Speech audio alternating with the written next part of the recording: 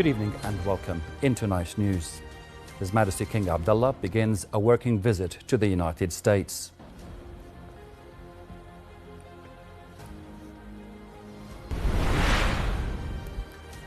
The Jordan Hashemite charity organization confirms the delivery of humanitarian aid to Gaza, which includes more than 4,000 tents.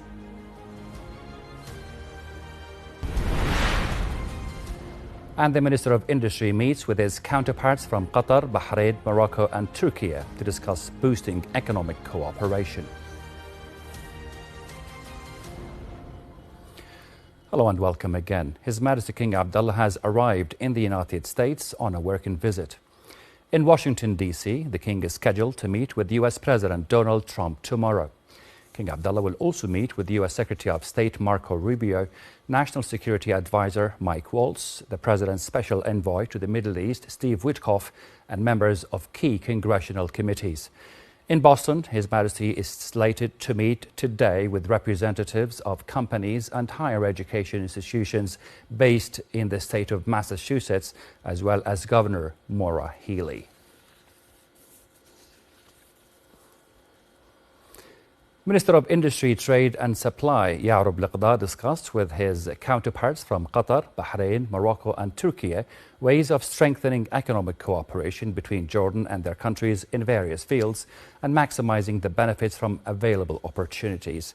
On the sidelines of the fifth meeting of the Higher Committee for the Integrated Industrial Partnership for Sustainable Economic Development held in Doha, the ministers discussed areas of economic cooperation and motivating the private sector and businessmen to establish investment partnerships in several fields.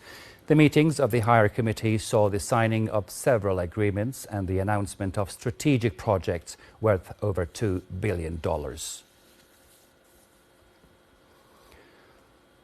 A new Jordanian humanitarian aid convoy has arrived in the Gaza Strip, bringing critical supplies to the Palestinians affected by the difficult conditions they are enduring. The convoy is part of the Jordan Hashemite charity organization's continued efforts to assist those in need. Among the supplies are over 4,000 tents aimed at providing shelter for families who have lost their homes in the face of worsening conditions. And in the Gaza Strip, Israeli occupation forces shot and killed a Palestinian man in a Shuja'iyya neighborhood in Gaza City. According to Palestinian sources, the death toll from Israel gunfire across the Gaza Strip in the past 24 hours has risen to 5. Meanwhile, an Israeli delegation that flew to Doha for talks on the next phase of the Gaza ceasefire at the weekend has returned amid growing doubts over the Egyptian and Qatari brokered process to end the war in Gaza. A Palestinian official close to the discussions said progress was being held up by a lack of confidence between the two sides, which have accused each other of breaching the terms of the ceasefire. UN Secretary General Antonio Guterres welcomed the formation of a new government in Lebanon under the leadership of Prime Minister Nawaf Salam.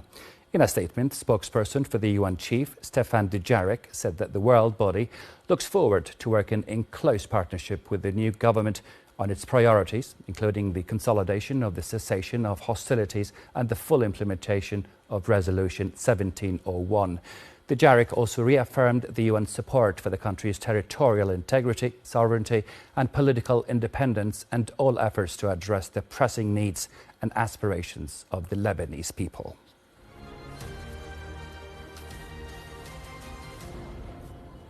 Thank you so much for your time.